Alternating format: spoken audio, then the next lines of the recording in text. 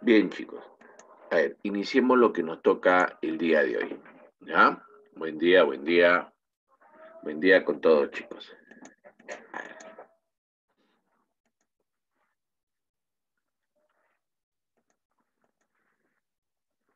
A ver, la definición que se maneja de economía viene a ser la definición más usada a nivel mundial. Esta definición le pertenece a Leonard Robbins. Este personaje es Leonard Robbins. ¿Ya? Si bien es cierto, es la definición que más se usa, pero no escapa de las críticas, ¿ya? O sea, implica pues que si bien es cierto, es la más usada, pero no va a ser pues aquella definición que sea infalible, ¿no? Lo critican bastante, ¿no?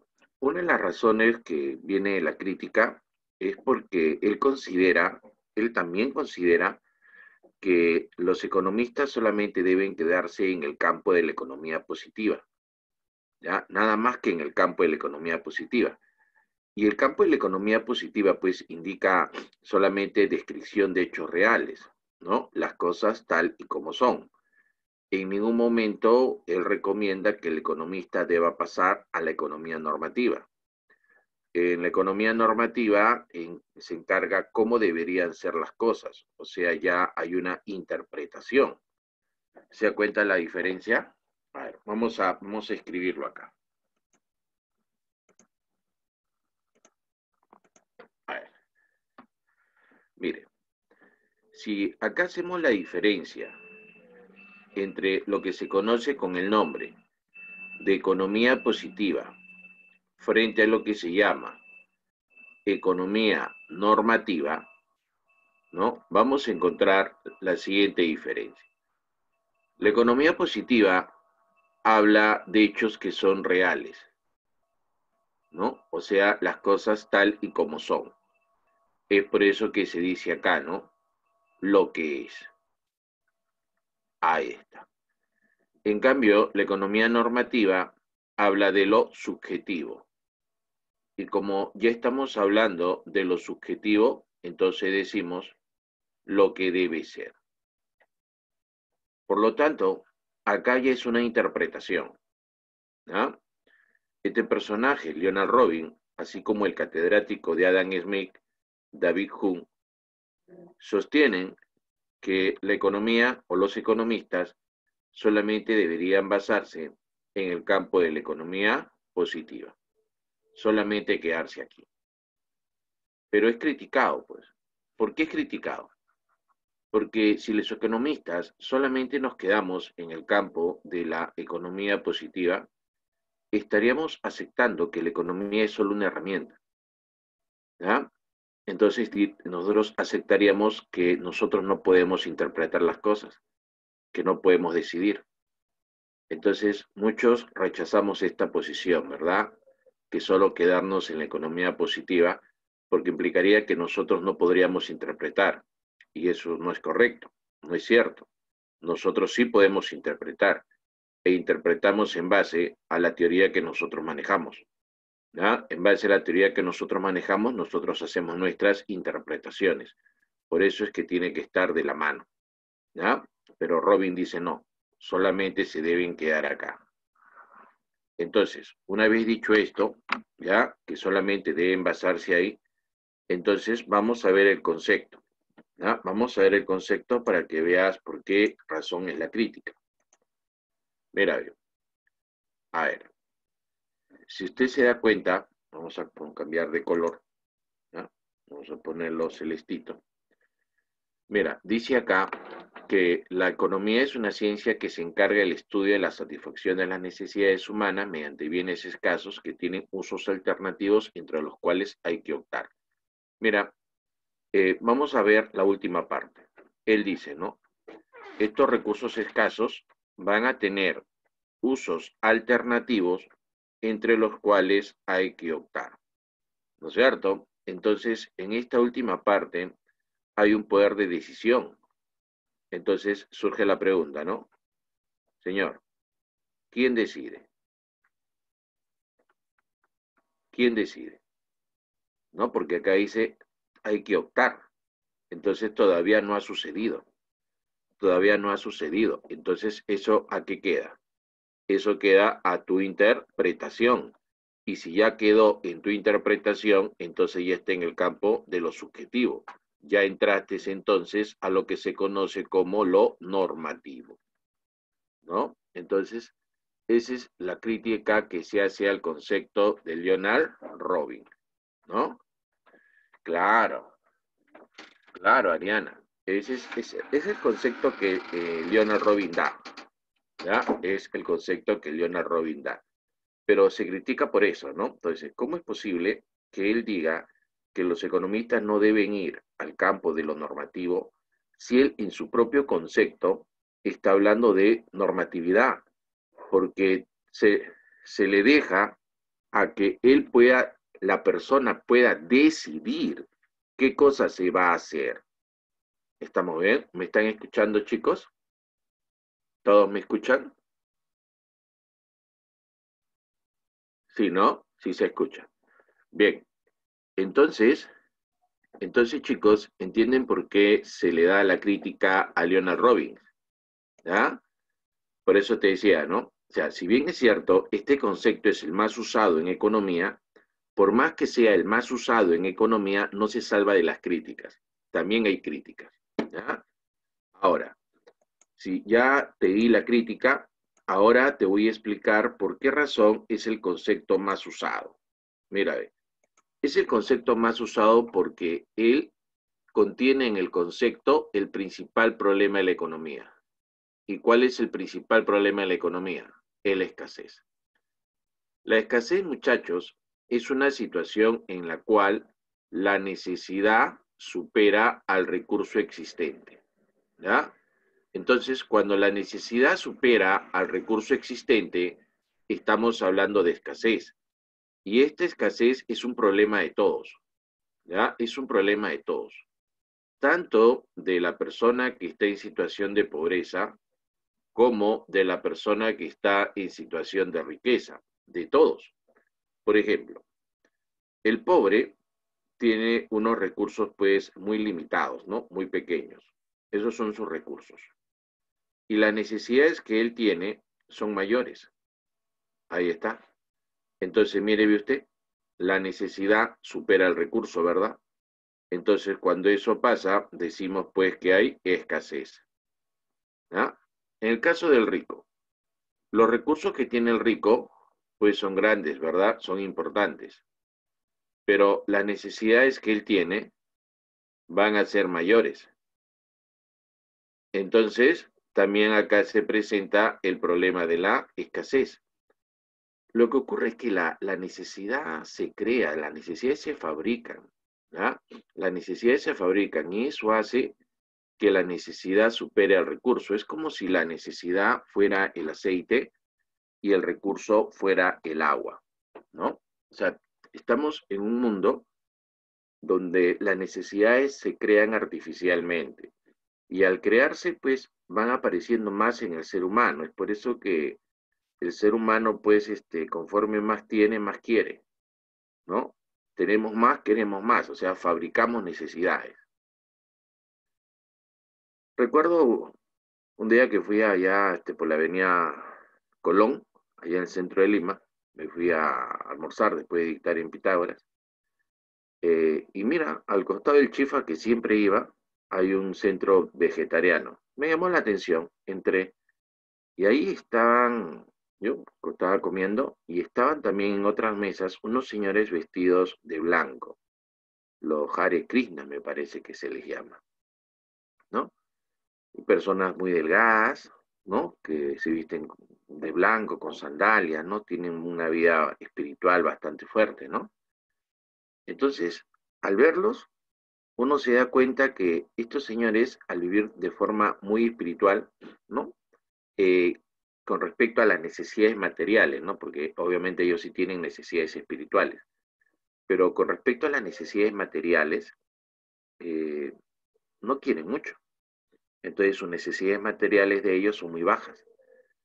Entonces las personas que vivan en esa situación de espiritualidad, ellos obviamente sí van a solucionar su problema, ¿no es cierto? Pero ya estamos hablando de llegar a ese nivel, ¿no?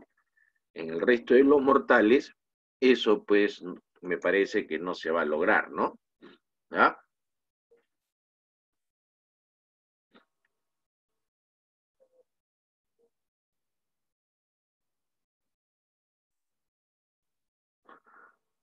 Bien. A ver, hay una preguntita. A ver, Christopher, ¿no? Dice, ¿no? Profesor, querer un recurso es necesitar un recurso. Eh, bueno, en realidad hay cosas que no necesitamos, ¿ah? Pero se fabrican, las cosas aparecen en el mundo y el hombre los prueba y le gusta y surge en el hombre una necesidad. Pero no son necesidades vitales. O sea, no es que si uno no las satisface se muere, no, no es así, ¿verdad? Si uno no las satisface va a seguir vivo, ¿ah? ¿Sabes cuándo corre peligro la vida de la persona? Cuando no satisface sus necesidades primarias, ¿ah? Porque no satisface sus necesidades primarias. Ah, ya. Ahora, Salas pregunta, ¿no? ¿Por qué los pobres tienen mucha escasez? No, es que es más visible porque sus recursos son muy limitados y no logran satisfacer muchas veces las necesidades básicas, ¿no? O sea, las necesidades primarias. Y al no satisfacer las necesidades primarias, pues es bastante visible. En cambio, en los ricos las primarias las satisfacen igual que las secundarias. Ese es su problema de los ricos son con las necesidades terciarias. Las necesidades terciarias pues son aquellas que halagan la vanidad humana. ¿Se da cuenta? Entonces ellos están diciendo, oiga, pucha, que yo quisiera hospedarme en Marte, ¿no? Quisiera dormir un día en el espacio, quisiera viajar al centro de la Tierra, quisiera vivir 300 años. ¿Te das cuenta? O sea, ya mientras que los pobres no satisfacen sus necesidades primarias, los ricos sí las primarias sí las satisfacen. Los ricos están por las necesidades terciarias, ¿no? Aquellas de la vanidad, ¿no? Y usted lo puede ver en la vida cotidiana. El pobre está preocupado si va a comer, ¿no? Comeré mañana, se está buscando, pensando en comida, ya, ¿qué voy a comer? ¿Qué voy a comer? Y te apuesto que, mira, eso está tan arraigado en nosotros que ya cuando nosotros tenemos cierta mejora económica nada más, no es que nos volvamos millonarios, también estamos pensando en qué vamos a comer. O sea, se nos queda, ¿no? Salimos de trabajar, antes de trabajar, ya, ¿y qué voy a comer? ¿No? Llega el domingo y qué voy a comer. Esa es nuestra preocupación, bueno, de la mayoría en todo caso. En cambio, el rico, su preocupación no es comer, él ya sabe qué va a comer. Su problema el rico es qué carro me voy a comprar, qué ropa me voy a comprar, a dónde me voy de viaje. ¿Se dan cuenta? O sea, son problemas diferentes, pero por más que sean problemas diferentes, en ambos casos se va a presentar la llamada escasez. ¿Ya? Y ya les he mencionado que la escasez es aquella situación en la cual la necesidad supera al recurso. O sea, estamos hablando de una falta. Entonces, como la escasez es el principal problema de la economía, y Leonard Robin, cuando da su definición sobre economía, menciona a la palabra escasez, pues obviamente hace que esa definición dada por Leonard Robin sea la más usada. ¿Estamos bien? Ah, ya, profesor. Ahora, tenemos a este personaje que nos indica pues que solo tiene un sol, pero él quiere comprarse un vaso de moliente y un pan con camote. ¿Está muy bien? Un vaso de moliente y un pan con camote. Pero cada uno de estos productos cuesta un sol. ¿Ya? Cada uno de estos productos cuesta un solcito. Entonces, él dice rápidamente, ¿no? No me va a alcanzar. No me alcanza, señor. él se da cuenta el significado de la palabra escasez, ¿no? Recién entiende que es la escasez.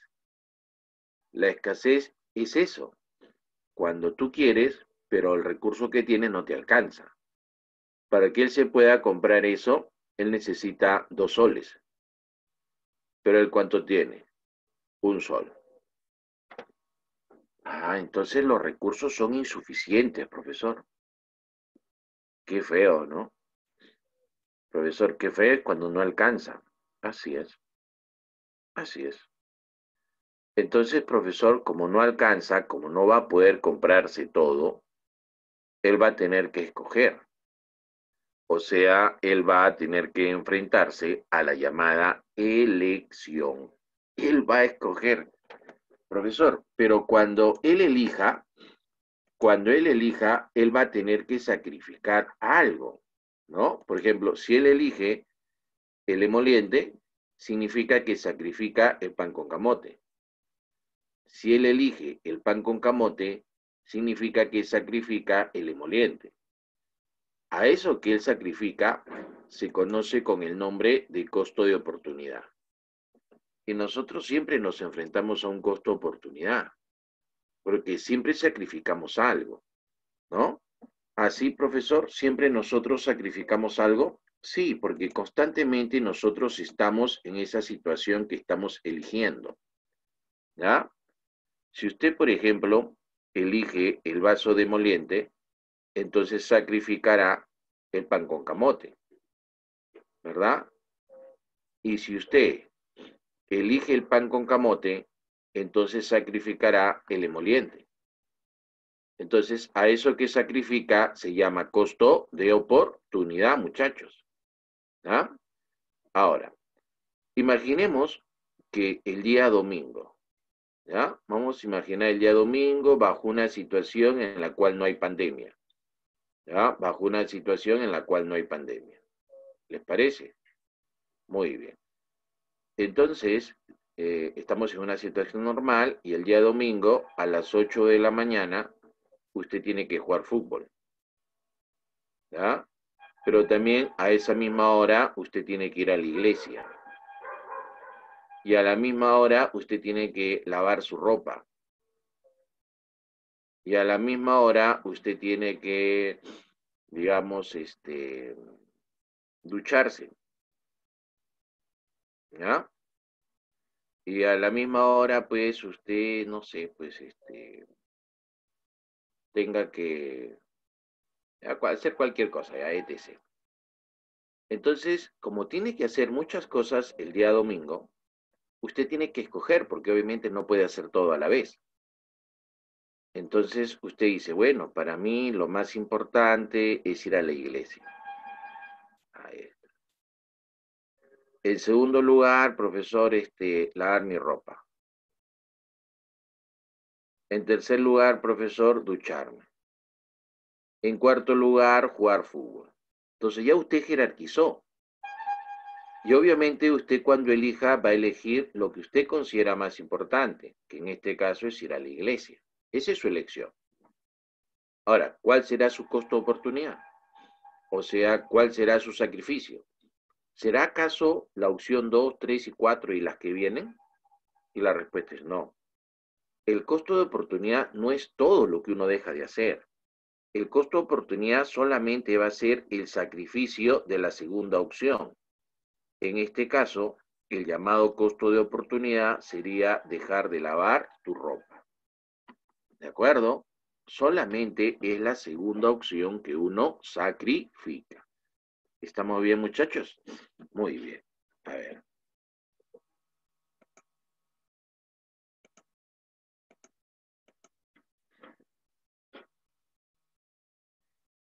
Miren, ve acá. Tenemos el costo económico. Esto es porque a veces pues dicen, oiga, los economistas son tacaños, ¿no? Cuando uno dice economista, mano y trapecista, ¿no es cierto? Devoto de la Virgen del Puño, no gastan, ¿no? Pero ¿sabes por qué tienen esa fama? ¿O tenemos esa fama? Por el llamado costo económico, pues. O sea, el costo económico es diferente al costo contable.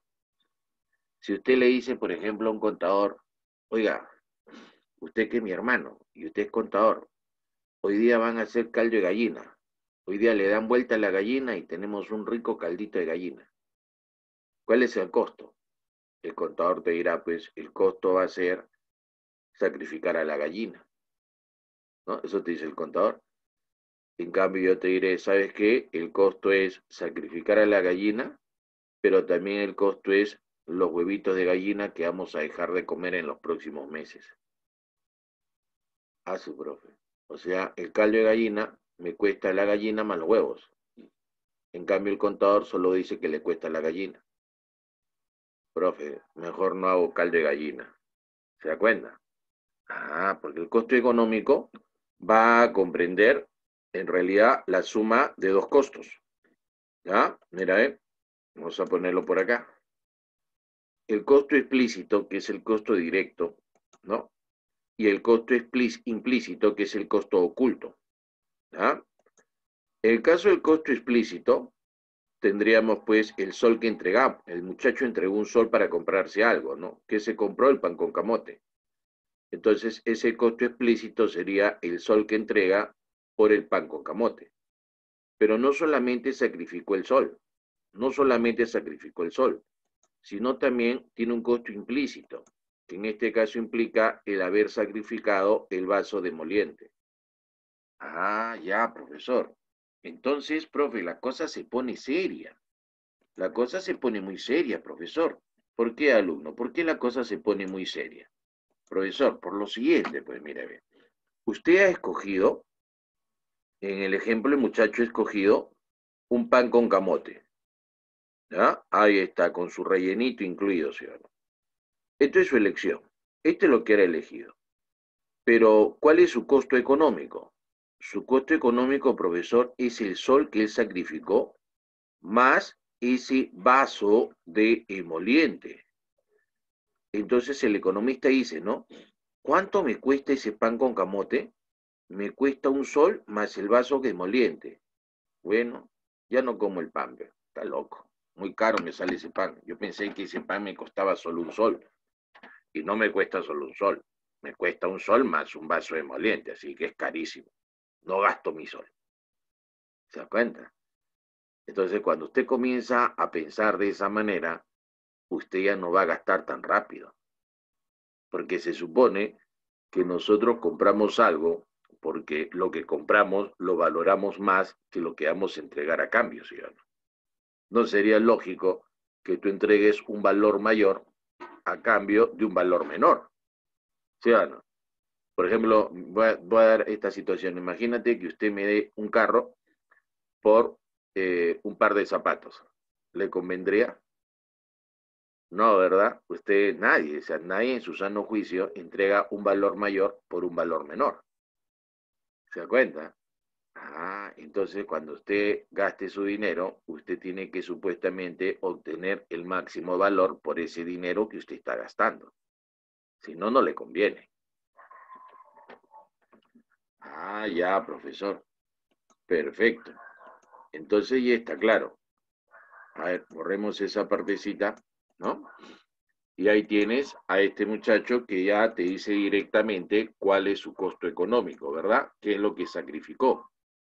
Ah, sacrificó su sol con su vaso de emoliente. ¿Estamos bien? Ah, ahora con ropa quieren el ejemplo. Bueno, imagínense que usted tiene 100 soles, ¿verdad? Y dice, pucha, con 100 soles, ¿qué me puedo comprar? Un pantalón, ya está. O con 100 soles, ¿qué más me podría comprar? Dos camisas, ya está. Entonces, ¿qué escoge usted? Comprarse las camisas. Muy bien. Entrega los 100 soles por esas dos camisas. Entonces, ¿qué sacrificó? ¿Cuál fue su costo económico? Ojo, costo económico, no costo de oportunidad.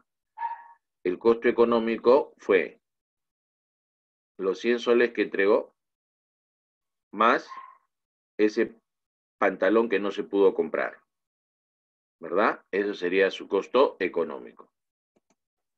¿Estamos bien? Claro, los 100 soles más el pantalón, ¿ya?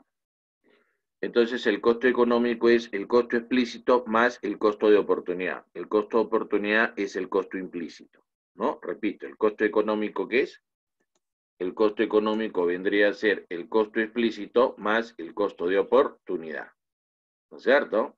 Ah, ya, exacto, Román, exacto, ¿no? En el caso, Joana, ¿no? En el caso de escoger las camisas, ¿no? Tu costo oportunidad sería solamente dejar de comprar los pantalones.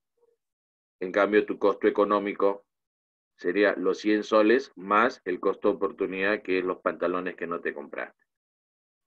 ¿Se entendió, muchachos? ¿Sí? ¿Está clara esa idea o todavía hay ciertas dudas? Ahí está. Podemos seguir entonces, chicos, ¿ya? A ver. Pero por si acaso, les voy a dar otro ejemplo, ¿ya? Solo por si acaso. Miren, futuros universitarios, futuros cachimbos. A ver, tenemos a esta persona que dice, ¿no? Oiga, tengo 10 soles. ¿Qué hago? Me como mi arroz chaufa. Ay, ay, ay. Un delicioso arroz chaufa que cuesta 10 soles. O me voy al otro restaurante y me como por 10 soles, ¿qué me podría comprar? Mi arroz con pollo, ahí está, un buen platazo. Entonces, si usted coge el arroz chaufa, dígame usted, ¿cuál sería su costo de oportunidad? Solo el costo de oportunidad. Profesor, mi costo de oportunidad sería el arroz con pollo. ¿Estamos bien? El arroz con pollo que sacrifiqué. ¿De acuerdo, chicos? Ya está. Pero si ahora ya no te pregunto el costo oportunidad, sino te pregunto cuál sería tu costo económico. Profesor, mi costo económico sería los 10 soles que sacrifiqué más el arroz con pollo, ¿no? O sea, esto es tu costo de oportunidad, ¿verdad? Y esto acá es tu costo explícito. Ahora, ¿con esto está más claro, muchachos?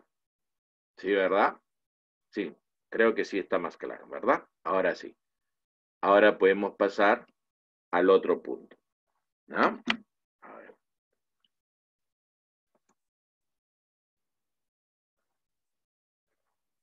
Claro, Víctor.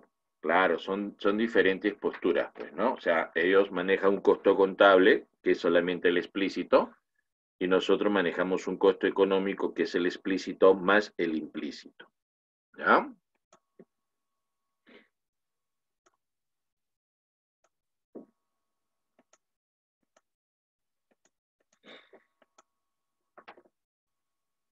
Ahora acá tenemos a los llamados métodos.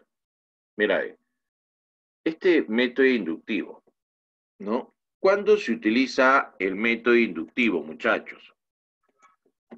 Mira, esto lo explica Waldo Mendoza de esta manera. Esto te va a servir no solamente para el examen de admisión, sino durante tu carrera universitaria y también cuando algún día comiences a elaborar tu tesis para graduarte. Mira, ve, es muy fácil de entender, ¿ya? A ver, vamos a hacer lo siguiente.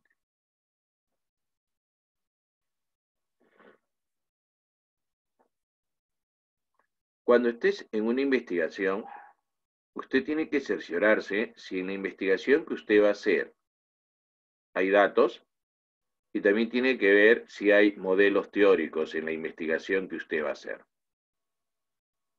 ¿Ya? ¿Por qué? Porque eso le va a permitir a usted poder identificar qué método es el que tiene que utilizar. ¿Estamos bien? Ah, profesor.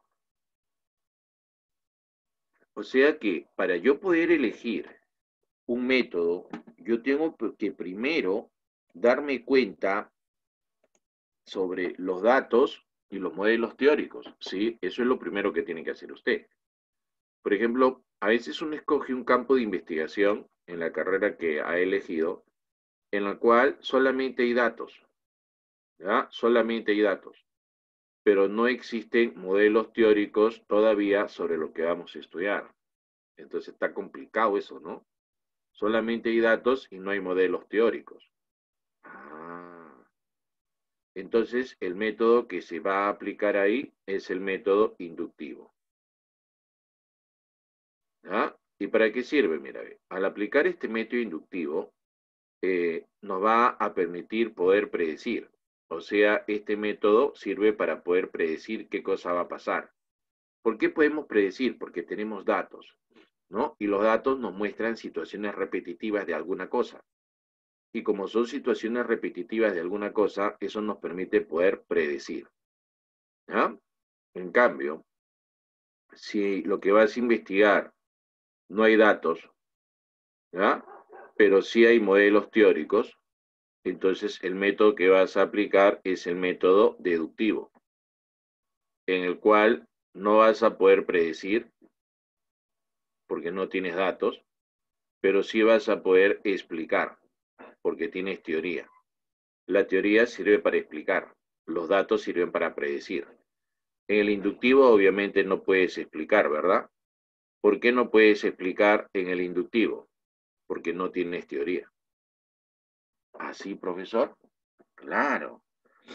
Tómale captura de pantalla a eso, ¿ah? Eso es una explicación muy didáctica que hace Waldo Mendoza. ¿Ah? Waldo Mendoza explica esto de una forma muy didáctica. Claro, claro, Víctor, ¿no? Claro, las fórmulas matemáticas están dentro de los modelos, así es. Muy bien, Víctor, esa es la idea. ¿Ah? ¿Estamos bien hasta ahí? Ah, ya, profesor, ni hablar.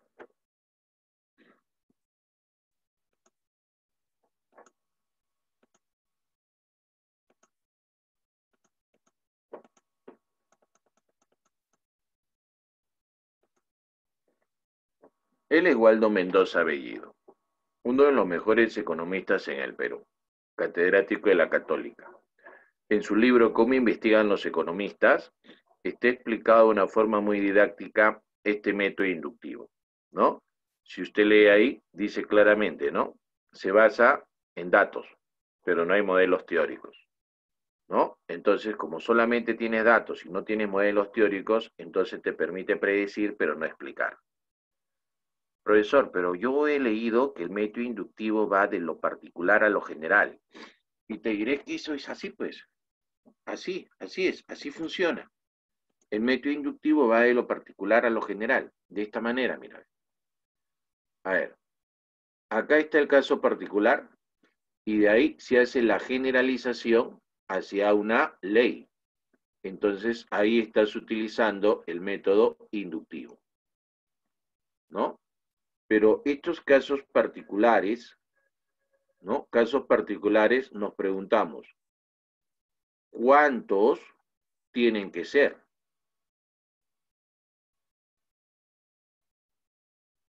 ¿Estamos bien? ¿Cuántos tienen que ser para poder hacer la generalización? Entonces, para eso ya nos ayudan nuestros amigos de la estadística, ¿verdad? En nuestros amigos de la estadística, ¿qué va a pasar? Mira, los casos particulares son infinitos, ¿verdad? Ahí está, son infinitos los casos particulares. Cada bolita representaría un caso particular, ¿no? Ahí está. Hay N casos particulares, ¿verdad? Entonces nuestros amigos de la estadística nos indican cuántos casos particulares tenemos que observar, ¿no? Y sacamos una muestra. Y esta muestra que nosotros saquemos de estos casos particulares va a representar todo lo que va a ocurrir, todo lo que va a ocurrir. Entonces, de esa manera ya podemos nosotros predecir. Eso, por ejemplo, es lo que hacen las empresas encuestadoras, ¿verdad? Cuando hay un proceso electoral, ¿no? Llega el domingo el proceso electoral y a las 4 de la tarde sale el famoso flash informativo. En ese flash informativo ya nos enteramos quién ganó la elección, ¿no? Quién es el nuevo presidente del país. Y mucha gente pregunta, pero ¿cómo es posible que ya puedan decir quién ganó las elecciones si todavía la OMPE no ha contado los votos? Lo que pasa es que estas empresas encuestadoras utilizan el método inductivo. De los casos particulares, ellos hacen la generalización, ¿no? Pero los estadísticos les indican a cuántos tienen que encuestar. Entonces va a haber personas que encuestan a la gente que sale de los colegios después de votar, ¿no? Entonces, en base a esa data, ya ellos proyectan y dicen, el que gana las elecciones es este señor. ¿Se entendió entonces una situación del método inductivo? Ah, sí. Sí, profe, sí entendía. Sí entendí eso. Está fácil, ¿ah? Otro que aplica el método inductivo es el papá, ¿no? El papá dice, ¿no? Caramba, mi hijo, cuando llego a la casa le encuentro viendo tele. Me voy a trabajar, regreso viendo tele. Y así me he pasado todo el mes y cada vez que llego lo veo viendo tele. Entonces la próxima vez que llegue a la casa lo voy a encontrar viendo tele. O sea, él ya hizo una generalización, una predicción. Entonces a eso se llama el método inductivo. ¿Está bien? Ahora,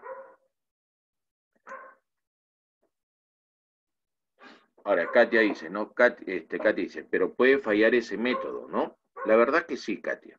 El método inductivo también es criticado. ¿Por qué? ¿Por qué es criticado?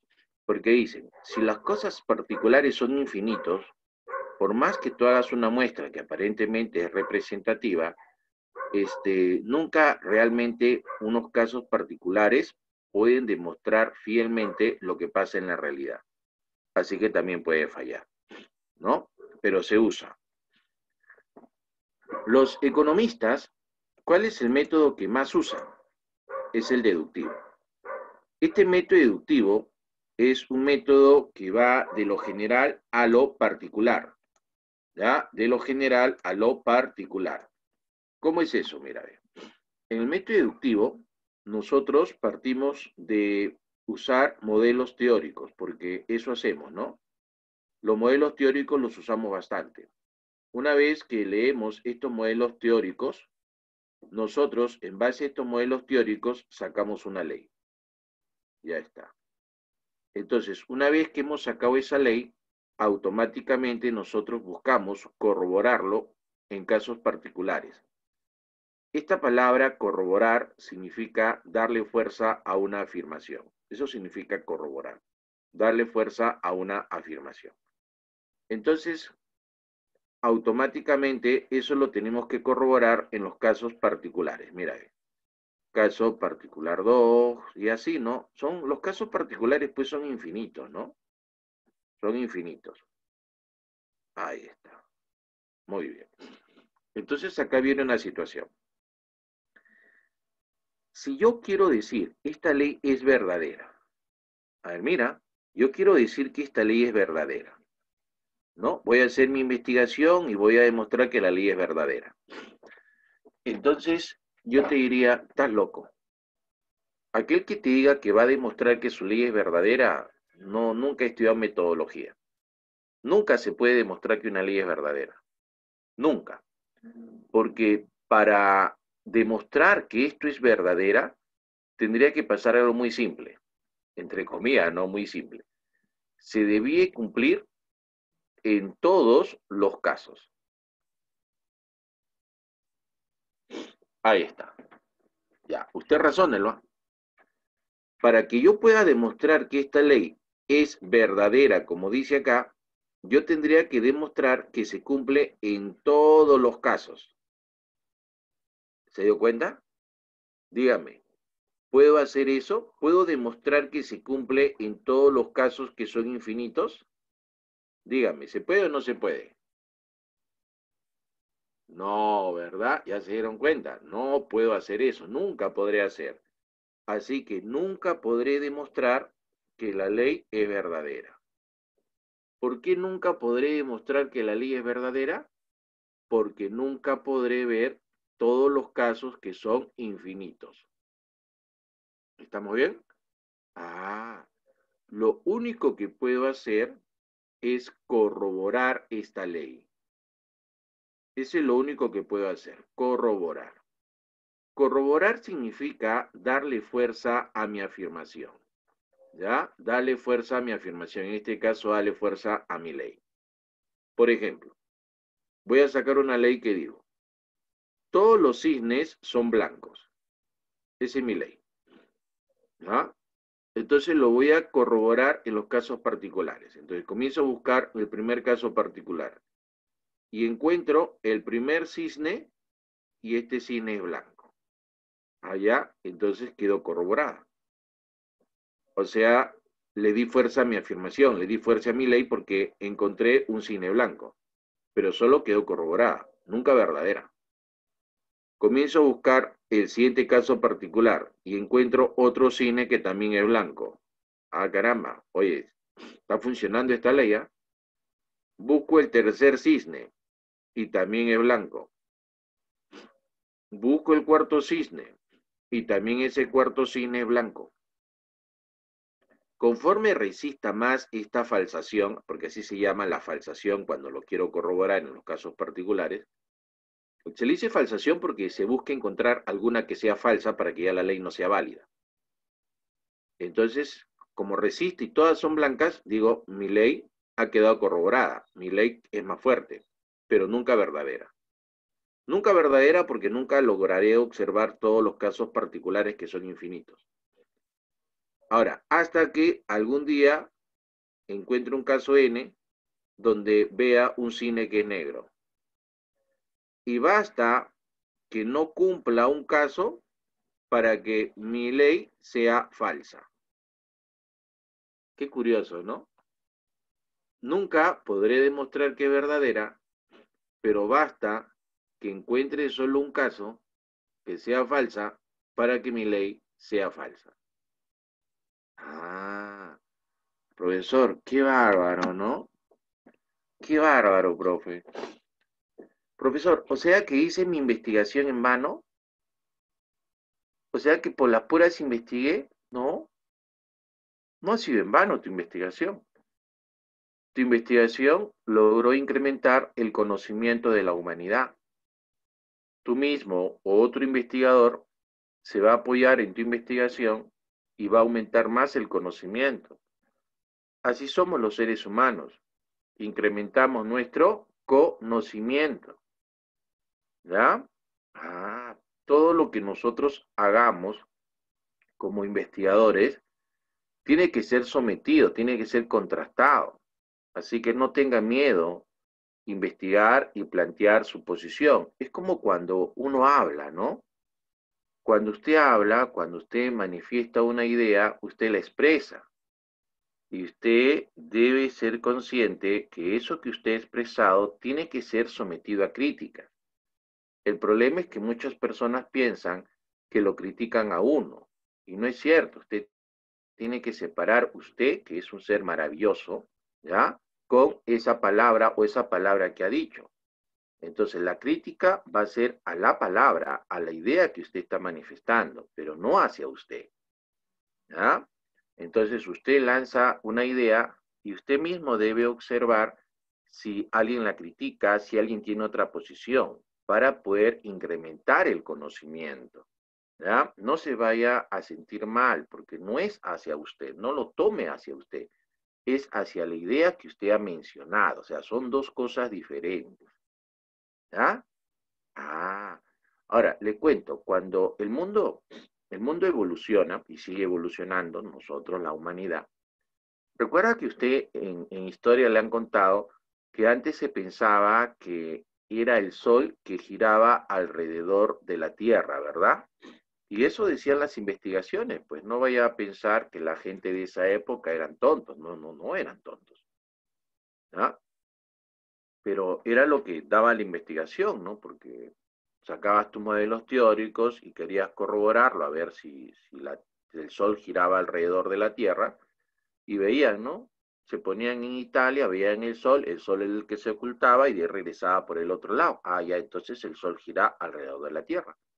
Se venían a Perú, se iban a España, a Francia, ¿no? Y caramba, siempre en todos lados se observaba eso, ¿verdad? Entonces era la ley que se creía, pues, ¿no? Pero hasta que se encontró un caso que no cumplía y se demostró que no, es la Tierra que gira alrededor del Sol, ¿no es cierto?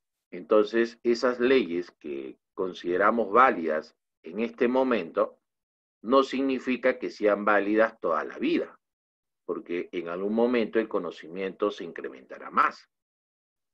¿Se entendió?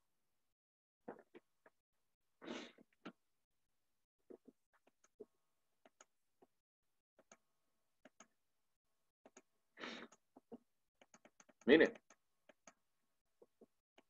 aquí. Entonces, en el modelo método deductivo parte de que hay modelos teóricos, pero que no existen base de datos. ¿Estamos bien? Por lo tanto, si no tiene base de datos, no puedes predecir, pero sí puedes explicar qué está pasando porque existe teoría. Ah, ya.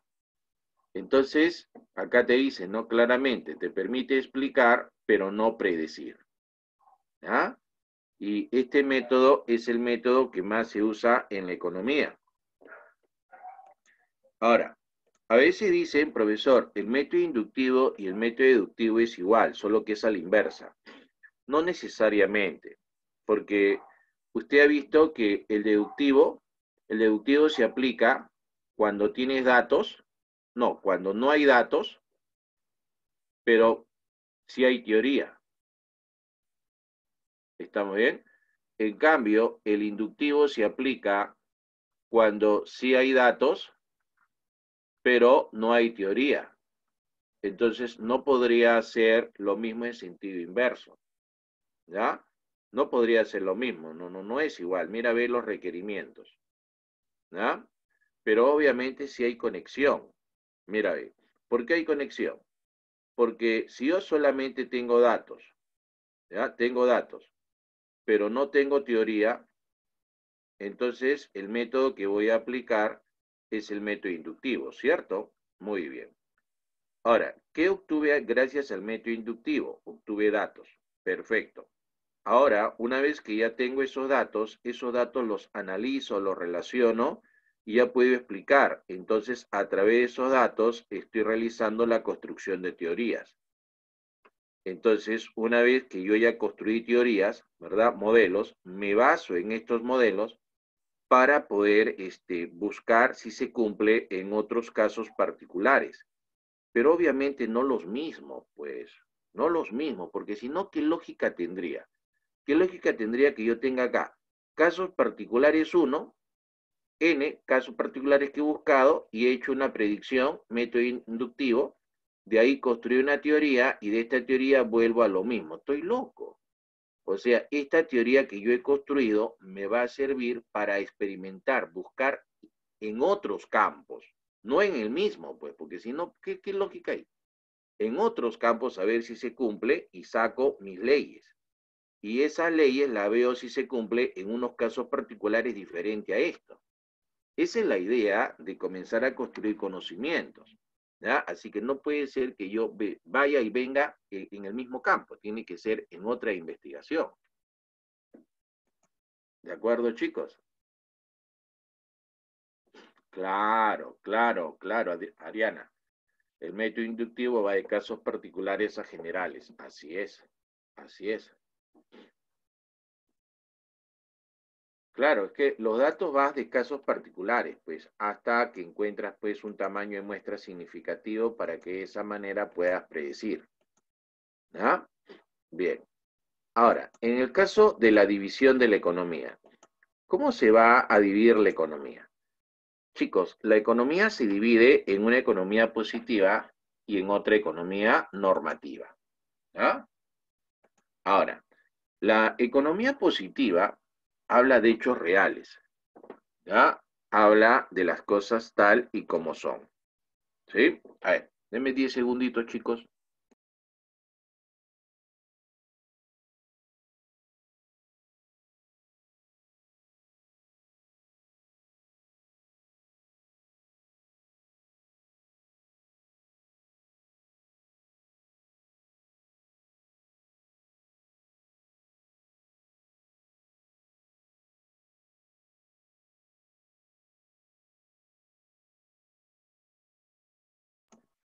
Bien, chicos, disculpen.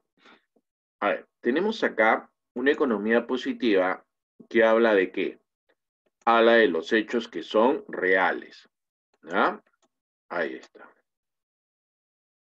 ¿No? Entonces, si habla de los hechos reales, se deja de lado los juicios de valor. Entonces, acá usted tiene que ser recontra objetivo. Acá usted va a manifestar las cosas tal y como son, tal como se presentan, ¿no? Por ejemplo, esta famosa ley, ¿no? La ley de Engel.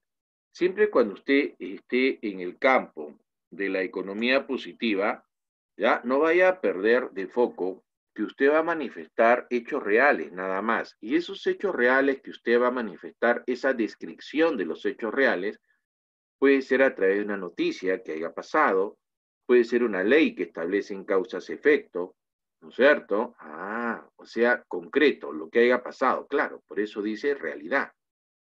En el caso de la ley de Engel, sostiene que las personas que ganan más destinan una proporción menor de esos ingresos a los alimentos. Entonces, por aquí tenemos los ingresos y en este otro extremo a los alimentos. ¿Estamos bien? Entonces, imaginamos que una familia tenga un ingreso de 1.000 soles mensuales y que para los alimentos destina 600 soles. Si la persona ahora o esa familia incrementa sus ingresos considerablemente a 30.000 soles mensuales, va a destinar a los alimentos, digamos, la cifra de 6.000 soles, ¿no? Profesor, entonces, si uno gana más, va a destinar más dinero a los alimentos, va a consumir más. Bueno, eso es cierto, ¿no? Si uno gana más, consume más, pues eso es inevitable, ¿no? Pero Engel lo relaciona al porcentaje, ¿no? Y mire, ve, 600 soles de 1.000 soles, eso representa el 60%. Por acá, 6.000 soles de 30.000 soles, eso representa el 20%. ¿Se dio cuenta? Entonces, cuando la persona gana más, porcentualmente destina menos a los alimentos, porcentualmente, ¿no? Pero ese pequeño porcentaje es en relación a lo que él gana. Porque si usted va a los términos monetarios, obviamente 6.000 soles es más que 600 soles. ¿De acuerdo, chicos? Ah, sí, profesor. Sí. Ahora, tu colega también pregunta sobre el método dialéctico. Bien. A ver, chicos, ese método dialéctico es un método utilizado por la escuela socialista, ¿ya? Es cierto que vamos a mencionar en algunas veces a los socialistas, ¿no? Por ejemplo, cuando se ve Capital se menciona también al socialismo, pero ya no se estudia ya. ¿Sabes hasta cuándo estudiaban socialismo, la economía desde el punto de vista socialista? Hasta mi época, ¿no? Yo soy sanmarquino, yo ingreso a San Marcos en el año 94, ya hace muchos años, ¿no? Entonces, cuando yo era cachimbo, estudiábamos economía del ángulo socialista, pero pasó 2 años, hicieron el cambio de currículum. Y desde ahí, o sea, desde el año 96, 94, 95, el 96 ya no se enseñaba. Mira, de año 96, en el plan de currículo de San Marcos ya no se enseña más del ángulo socialista. Todo es contexto liberal. ¿Ya? Entonces, sí, yo entiendo que hay diferentes libros que todavía mencionan el ángulo socialista, pero ya no se menciona mucho, con excepción del tema capital, ¿no? Ahora, el método dialéctico es netamente socialista, pues que es el método de la tesis, antítesis y síntesis. O sea, afirmas algo, niegas y de ahí sale una negación de la negación, que te indica, pues, es un método del constante movimiento, ¿no? El constante movimiento, que te ponen de ejemplo, pues, que la tesis sería una semillita. La antítesis sería, no, ya no es una semilla, sino ya es una planta. Y la síntesis, no, ya no es una planta, es un fruto. O sea, es un método del constante cambio.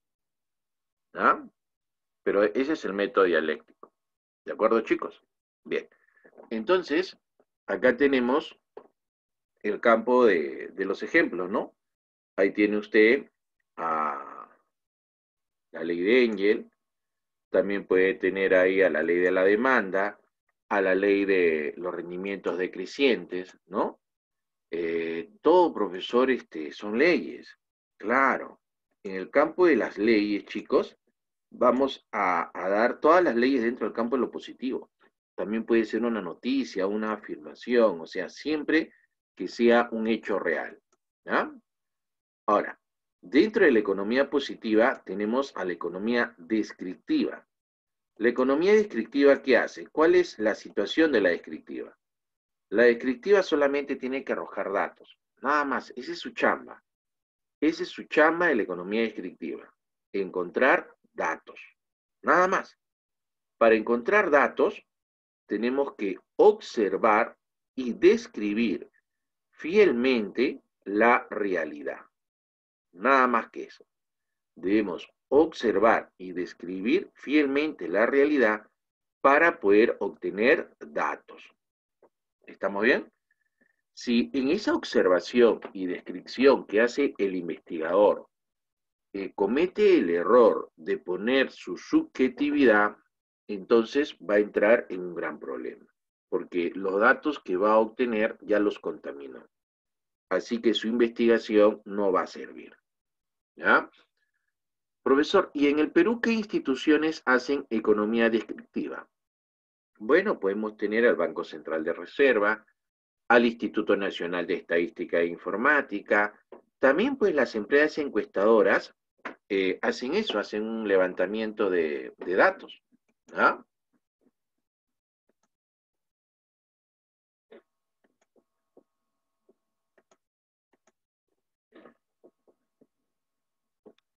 A ver, para que se pueda ubicar en esta parte, ¿no?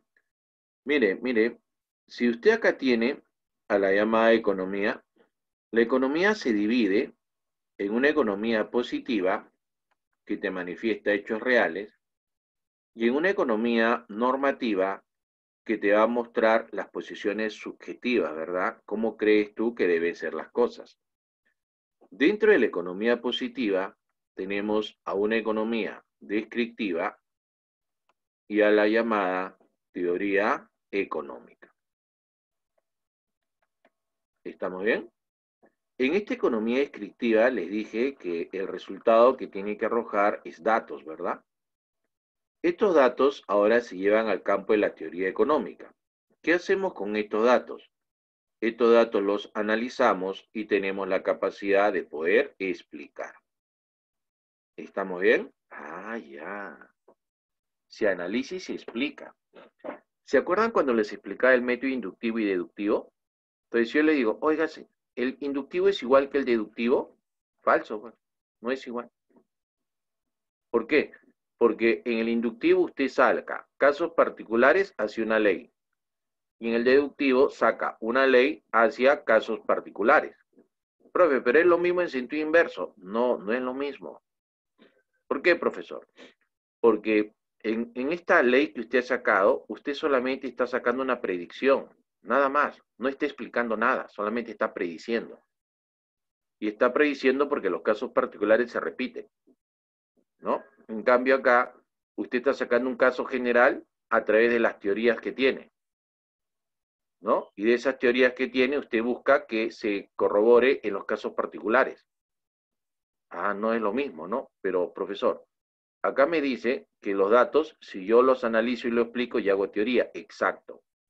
Entonces, este método inductivo te sirve para tener datos, pero solo eso, pues. Y puedes predecir, pero nada más. Ahora, si tú con estos datos ya comienzas a analizarlo y construyes teorías, tienes que construir teorías, pero producto del análisis y la explicación. ¿Estamos bien? Entonces ya construiste una teoría. Entonces, estas teorías, la gente lo va a leer, lo va a investigar y va a comenzar a mentalmente a aplicar esos modelos teóricos a situaciones que pasen en la realidad. ¿No? O sea, no va a ser el camino de regreso a buscar estos casos particulares, que sería absurdo, ¿no? O sea, ¿qué de novedoso tendría pues que yo pueda construir en base a esto una teoría y yo de ahí quiera regresar a estos casos particulares. No, ya no hay lógica ahí. Esta teoría que se creó en base a esta realidad, yo tengo que buscar aplicarla a ver si se cumple a otros contextos. Estamos bien, si se cumple a otras situaciones. Entonces digo, ya, en esta otra situación, a través de este modelo teórico que se parece, lo encajo y ahí queda, y ahora voy a ver si se cumple en los casos particulares. Ahí estamos en el método deductivo. ¿Se da cuenta que el método deductivo entonces es bastante interesante? ¿Ya? Ahí está. Mira, por ejemplo, Víctor nos dice, ¿no? Ya hay una ley de la gravedad, ¿no es cierto? Entonces, muy bien, ya tiene una ley, tiene una teoría, ¿no? Si usted deja tirada una piedra, se suelta una piedra, se va a cumplir, ¿no? Pero a ver, trate de cumplir esa ley de la gravedad en otro contexto, ¿no? Agarre ese modelo teórico, ese caso, y cumpla, vaya a ver si se cumple en Marte o si se cumple en la Luna, ¿no es cierto? Entonces ahí estaría deduciendo, ahí estaría deduciendo. Entonces se da cuenta por qué es importante las teorías. Sí, profesor, o sea, el inductivo es vital porque obtengo datos y si de ahí los analizo y los explico, hago teoría. Y esa teoría es importante para poder construir más conocimiento. O sea, es mi punto de apoyo. Ah, hay una conexión. Entonces, eso es lo que la interpretación que espero que lo haya entendido. Y muchas personas dicen, pues, inductivo y deductivo es igual. No, no es igual. O sea, si me has logrado entender lo que te he explicado, no son iguales, pues. Pero sí hay una conexión. ¿Ya?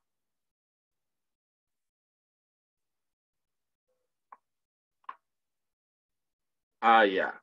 No, claro, claro, Ronald. Teoría y ley son diferentes. Lo que estoy diciendo es que a través de ese modelo teórico, de esa teoría, usted se basa y construye una ley. ¿No es cierto? Ah, ya, o sea, esa teoría me va a servir a mí para construir una ley. No es que la teoría sea igual que una ley, no es igual. Los modelos teóricos me sirven para construir leyes. ¿Te das cuenta? Y esas leyes quiero ver que se lleven a casos particulares a ver si se cumple. ¿Estamos bien? ¿De acuerdo, Ronald? ¿Sí? Ronald ha dado una apreciación importante. Las leyes no son iguales que teorías, sí, pero eso no estoy diciendo, sino que las teorías me sirven de base para poder construir mis leyes. ¿Se da cuenta? Ah, ya. Muy bien. Hasta ahí entonces, chicos, ¿está claro esa parte?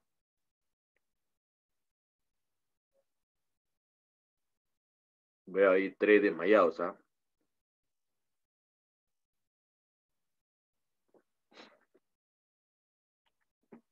Bien, a ver, vamos a proceder a borrar esta parte.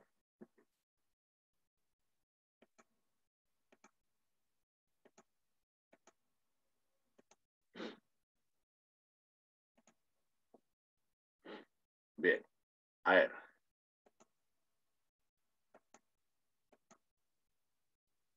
Entonces, la teoría económica, ¿para qué cosa nos va a servir? La teoría económica nos va a servir para poder analizar y explicar. Dentro de la teoría económica encuentro a la micro y a la macroeconomía. Miren, regreso acá. ¿Para qué me sirve la teoría económica? Para analizar y explicar. O sea, me permite explicar qué está pasando, ¿no? Me permite explicar. La macroeconomía es el estudio de la economía como un todo, mientras que la microeconomía es el estudio de los componentes. La microeconomía estudia a la familia, estudia a la empresa, estudia la formación de precio en un mercado. Eso es la micro. Familia, empresa, formación de precio en un mercado. Mientras que la macroeconomía son cifras gruesas, ¿no? O sea, la economía como un todo. Es por eso que se ha puesto el mundo, ¿no? Acá usted va a estudiar el PBI, la inflación, ¿verdad? Ah, es como si usted estuviera viendo el mundo a través de su Google Earth, ¿no? Que ve todo el mapa, ¿no? Todo el mundo, todo el planeta. Eso sería la macro. De ahí lo enfoca a ver los países, las provincias. Eso seguiría siendo macro.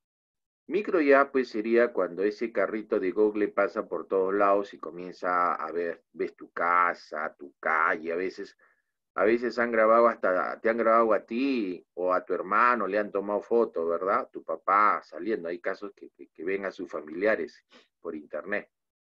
Entonces ya, eso sería pues a nivel micro, ¿ya? ¿Estamos bien hasta ahí? Claro, Fátima, claro. La micro estudia la composición, mientras la macro estudia el todo, ¿no? Ah, ya, profesor. La macro el todo y la micro, claro. O sea, por eso señalé, ¿no? Tan al revés para que te puedas despertar, ¿no? La macroeconomía estudia el todo, mientras que la microeconomía estudia los componentes, ¿ah? Bien. Ahí están, pues, ejemplo de la macro y la micro, ¿no?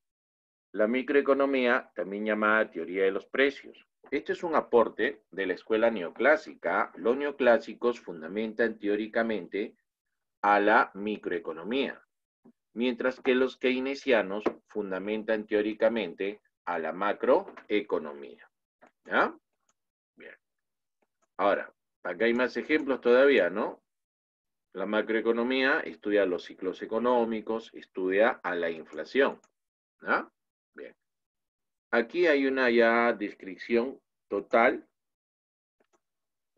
Mire usted, todo esto que voy a encerrar es economía positiva. Ahí está. Todo esto de acá es economía positiva. Y esta parte de aquí, la política económica, es economía normativa. ¿Está bien? Usted ha visto que la economía positiva se divide en la economía descriptiva y la teoría económica.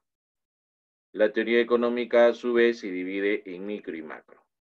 Dentro de la microeconomía tenemos estas teorías y dentro de la macro a estas teorías. ¿Ah? ¿Qué se hacía en la economía descriptiva? En la economía descriptiva se obtenían datos. La teoría económica cogía esos datos para poder analizarlo y explicar qué está pasando. ¿Estamos bien? Ahora, la política económica coge esa teoría y la aplica, ¿no? Aplica esa teoría económica sobre los pueblos, ¿no? Entonces, el pueblo está siendo afectado, ¿no? Con estas políticas económicas. Por lo tanto, si el pueblo es afectado con estas políticas económicas, ¿a usted le interesa o no le interesa las políticas económicas? ¿Qué opina? La respuesta, claro, ciudadano. Claro que sí. Muy bien, ¿ah? Les tiene que interesar porque somos los afectados, ¿no? Por ejemplo, hoy en día, con esta pandemia que se está dando y que preocupa, el gobierno está aplicando ciertas políticas económicas, ¿no? Si ahorita, por ejemplo, el gobierno se sigue endeudando, ¿no? Al final, ¿quién va a pagar esa deuda?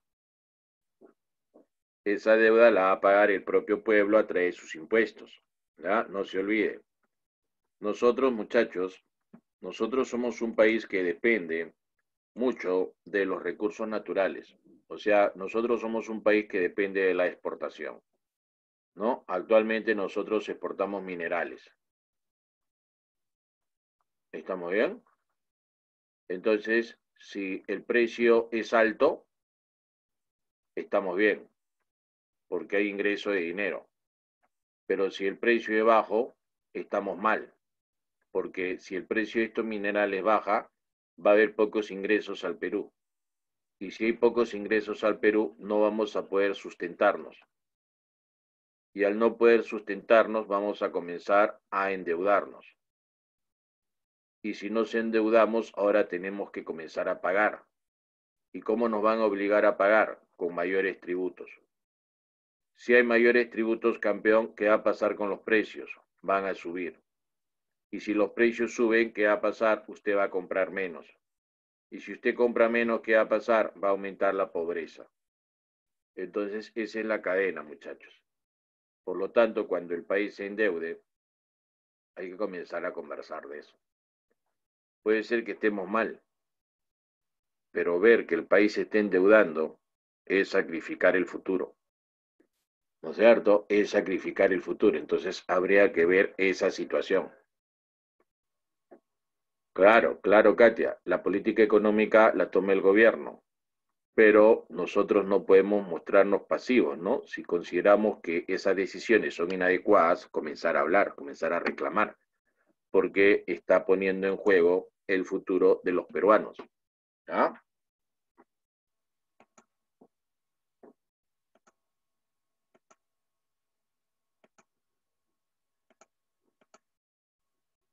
Ahora, mira acá, en la economía normativa. En la economía normativa es lo que debe ser. ¿Cómo nosotros consideramos que deben ser las cosas? Entonces, ahí ya viene interpretaciones, pues, ¿no? Ya acá comienza la bronca, ¿no? Porque todos no interpretan lo mismo, ¿no? Por ejemplo, decir, ¿no? Se debe eliminar el salario mínimo legal. Entonces, al decirte, se debe eliminar el salario mínimo legal, es una posición, ¿ya? Es una posición, no es una verdad absoluta, ¿ya? Solo una posición, ¿ya? Ah, ya, profesor. Porque va a haber otras personas que van a decir, ¿no? El salario mínimo legal sí debe existir, porque el salario mínimo legal va a proteger al trabajador que gane menos, ¿no? O sea, protege las mínimas condiciones de vida digna que debe tener una persona. Entonces es polémico, pues, ¿no? Ahora, otro dice, ¿no? Las personas de mayores ingresos deberían ganar a lo máximo 5 veces más de lo que recibe el que menos gana. Ahí dice debería. No es algo que ha pasado. Dice debería. Y en el primer ejemplo dice se debe eliminar. Dice se debe. No ha ocurrido. O sea, lo que no ha ocurrido, porque son opiniones, son interpretaciones, como deben ser las cosas, ahí está en el campo de lo normativo. ¿Ya? Bien. Dentro de esta situación de lo normativo, vamos a encontrar a las llamadas políticas económicas. Ahí sí, mire usted, cuando se habla de la política económica, se habla de ese conjunto de medidas, ese conjunto de acciones que aplica el gobierno para poder lograr determinados objetivos. ¿Qué objetivos busca? Bueno, ahí está. Esos objetivos. Te dicen ahí el pleno empleo. ¿Qué es el pleno empleo? El pleno empleo es una situación en la cual el país logró obtener la producción máxima. Qué bacán, ¿no?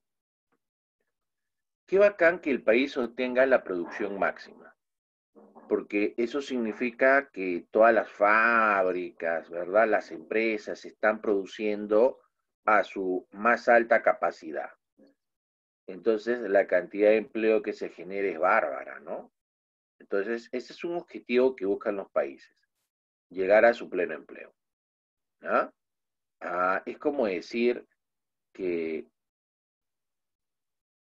que las personas van a llenar agua a la calle, ¿no? En sus baldes, recipientes, etc., ¿no? Entonces decimos, ya, todos los que han venido acá a juntar agüita para llevarse a su casa, le vamos a llenar todos sus recipientes que hayan traído. Entonces vino un señor con 4 cilindros y se lo llenaron. Entonces, como los 4 cilindros están llenos, decimos, este señor está en pleno empleo, pues porque ha copado todo.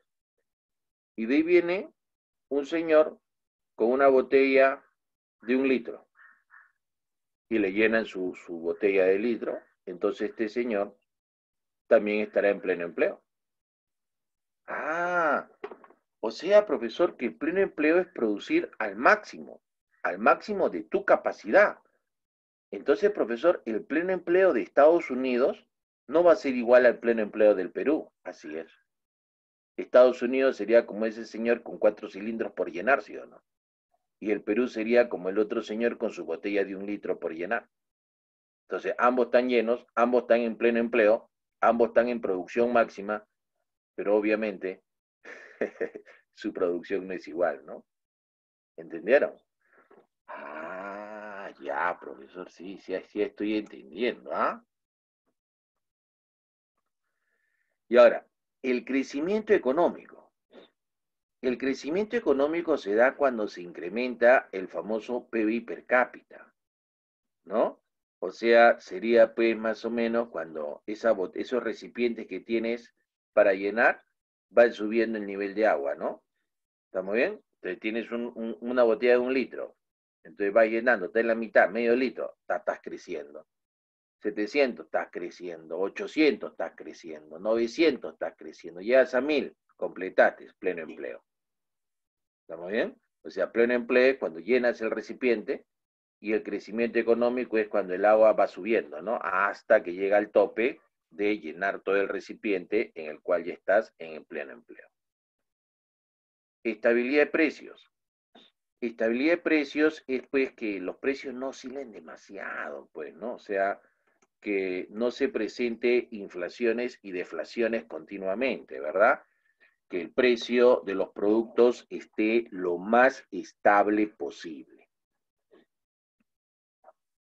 Dentro de las políticas económicas tenemos, chicos, a las llamadas políticas monetarias, ¿no? Esta política monetaria lo diseña el Banco Central de Reserva, el BCR, ¿ya?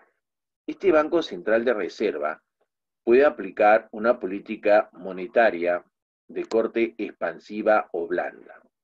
Mira, ve, en esta política consiste en que se aumenta la masa monetaria, o sea que va a haber más dinero en la economía.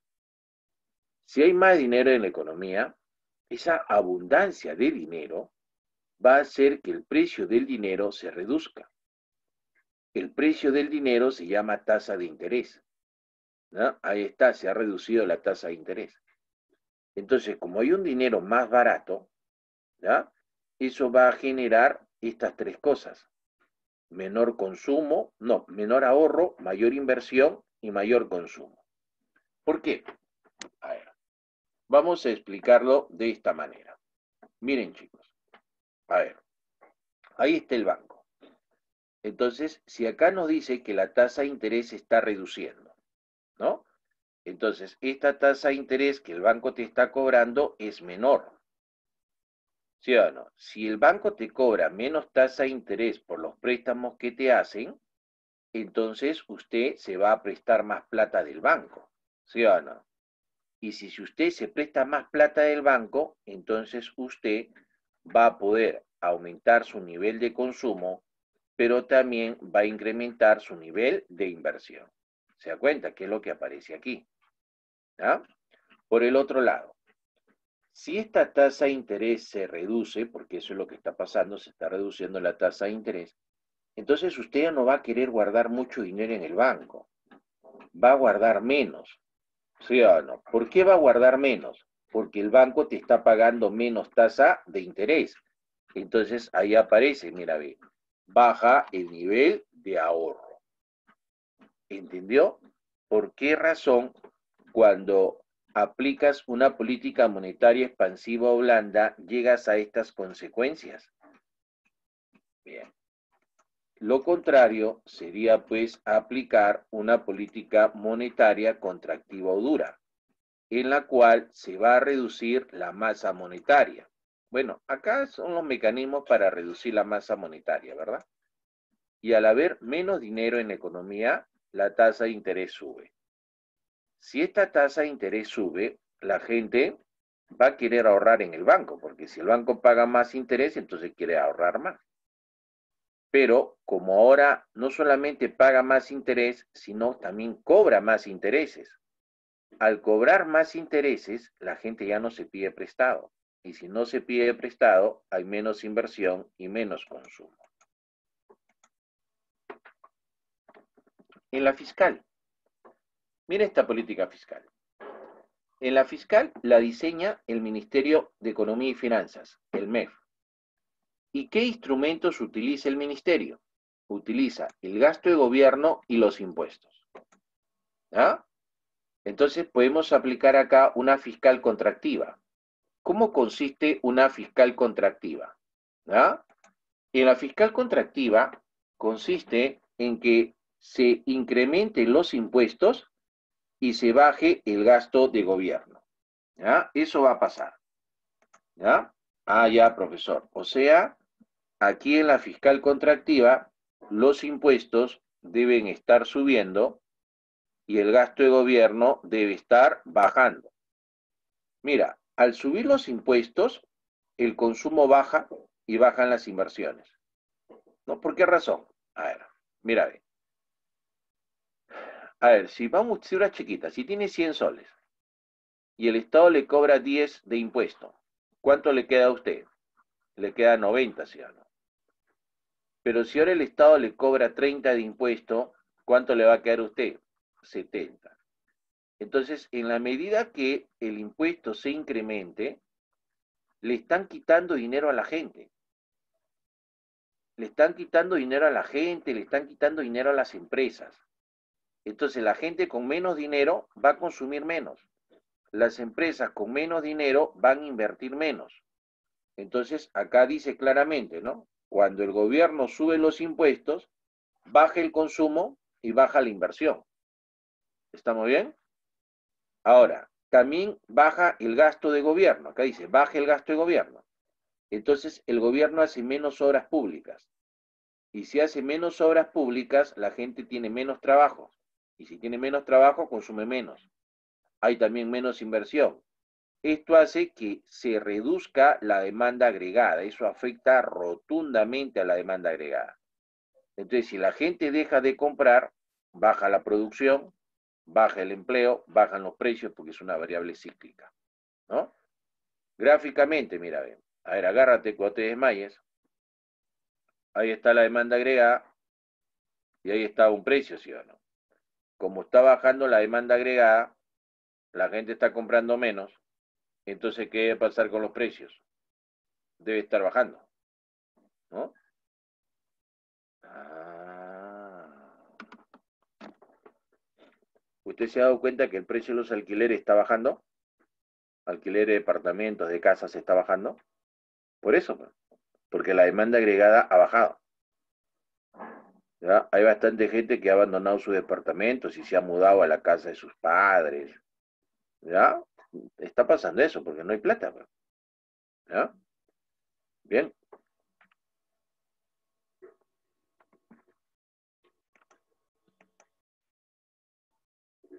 Bien. Con esto vamos a explicarlo rápido. ¿Qué hora es? 24, 6 minutos, sobrado, para responder algunas preguntitas. Mira, esta es una bañera que tiene dos llaves.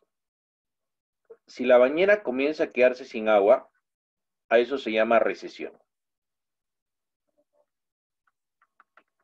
Si la bañera se llena tarras de agua, eso se llama pleno empleo. Así que, ¿qué cosa debemos buscar? Debemos buscar que la bañera esté llena. O sea, debemos buscar el llamado pleno empleo. Eso es lo que debemos buscar. ¿Ya? Y para buscar ese famoso pleno empleo, ¿qué cosa es lo que debemos hacer? Profesor, fácil, pues para buscar ese pleno empleo hay que abrir este caño, o sea, aumentar el gasto de gobierno. ¿Ya? Aumentar el gasto de gobierno. Abrimos el caño para que salga agua y comience a llenar la bañera. Pero este desagüe llamado impuesto, profesor, hay que cerrarlo. Hay que cerrarlo, profesor. O sea, tenemos que bajar impuestos. ¿Por qué debemos cerrar este desagüe? Para evitar que el agua salga, pues. Cuando usted aumente el gasto de gobierno y adicionalmente baja los impuestos, ¿ya?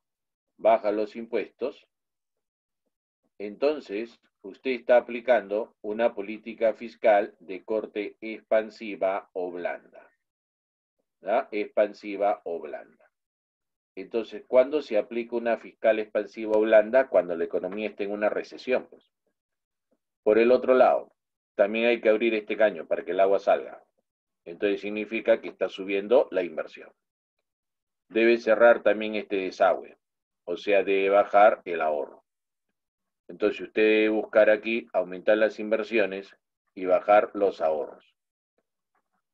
Eso se logra cuando baja la tasa de interés. ¿Y cuando baja la tasa de interés? Cuando aumenta la masa monetaria. Si aumenta la masa monetaria, estás aplicando la política monetaria de corte expansiva o blanda.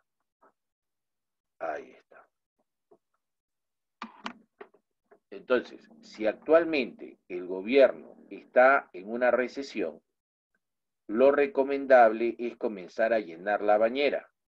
Y para llenar la bañera debe aplicar una fiscal expansiva o una monetaria expansiva. O las dos, ¿no? De forma simultánea. Para buscar llenar esa bañera. ¿De acuerdo, muchachos? Muy bien. Ahora, ayer cuando estaba desarrollando esta clase, un muchacho me dijo, profesor, no se puede aplicar esta situación, profe, esto está mal, porque mire, dígame usted, ¿cómo el gobierno va a gastar más si está cobrando menos impuestos? Se supone que los impuestos es el ingreso que el Estado tiene, ¿no? Entonces, si tiene menos ingresos, ¿cómo va a gastar más? Eso no es posible. Sí es posible, porque tienes que financiarlo con los ahorros que tienes, pues. Entonces, todo país tiene ahorros. Entonces, si deja de cobrar impuestos, no tiene ingresos por ahí. Pero con sus ahorros va a comenzar a financiar el gasto. ¿Estamos bien? Profesor, y si no tiene ahorros, entonces tiene que prestarse plata para financiar el gasto. ¿Estamos bien? Profesor, pero entonces que gaste más y que suba los impuestos. Pues estás loco, pues, porque si suben los impuestos, ¿de qué te sirve abrir el caño si estás subiendo los impuestos? Tú abres el caño y a la vez abres el desagüe, nunca vas a llenar la bañera. Y tu idea es llenar la bañera. Por eso tienes que abrir el caño y cerrar el desagüe.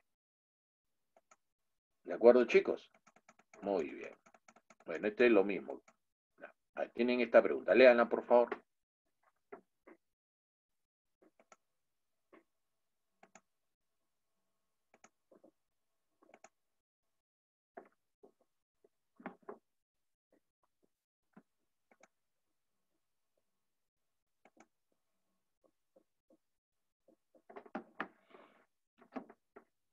A ver, repito, ¿ah? A ver, los últimos resultados indican que la economía está en contracción. Sí es cierto. Ante esta situación, el gobierno central ha tomado la decisión de aumentar el gasto público. Ahí está, aumenta el gasto público en obras de infraestructura pública nacional. Esta medida representa acciones de la política, muy bien, esa es una política fiscal, ¿no? Que sigue los lineamientos de la escuela, esa es keynesiana. John Maynard Keynes, esto se hizo famoso en la depresión de 1929. Entonces la respuesta sería la alternativa A, ¿no? Fácil, ¿verdad? 2. ¿Qué dice? En una clase, un docente habla acerca de la canasta de consumo y cómo la información se consigue gracias al trabajo que realiza el INEI. Muy bien. Entonces, acá nos habla de una información dada por el Instituto Nacional de Estadística e Informática, ¿verdad? Entonces, decimos, este INEI participa dentro de la economía descriptiva, porque en el caso de la economía descriptiva, acá se obtienen datos. ¿Estamos bien? Dice, bueno, estos datos los obtiene, dice, a través de encuestas, ¿no? El texto hace mención al concepto denominado, bueno, creo que acá está recontra claro, ¿no? Hace referencia al contexto de la economía descriptiva, ¿verdad? Ahí está, están unas fieras, muchachos, ¿ah? Muy bien, Víctor, Lucero, Salas, Oscar, excelente, ¿ah? Bien. A ver, acá dice, relacione los siguientes enunciados con sus respectivos conceptos. A ver, vamos a ver cuál es la respuesta. A ver. Bueno, acá dice mercantilismo. Los mercantilistas es una doctrina económica que habla del proteccionismo. Y para hablar del proteccionismo, entonces te proteges, por ejemplo, a través de los llamados aranceles. Entonces, mercantilismo, aranceles. Entonces, aquí, la A. ¿Estamos bien? Bien. La macroeconomía es estudiar la economía como un todo. La macroeconomía estudia fenómenos como, por ejemplo, de la inflación, el desempleo, el llamado Producto Bruto Interno, Producto Bruto Nacional, etc. ¿No? Entonces, acá aparece PBI. Entonces, la macroeconomía va con el PBI. Ahí está. De ahí dice la teoría económica. La teoría económica. Muy bien, la teoría económica está dentro de la economía positiva. ¿No es cierto? Con esta teoría económica la relacionamos con la 4, ¿no? ¿Por qué? Porque en la 4 no hice predicciones, debido a lo que ocurre bajo ciertas condiciones. Entonces acá ha habido un levantamiento de datos, un análisis, ¿verdad? Y se ha hecho una teoría. Y la macroeconomía pues ya queda con la precio de la gasolina, ¿verdad? Entonces sería 1D, 2B, 3A y 4C. Entonces la alternativa correcta sería la B. ¿Está bien? Bien.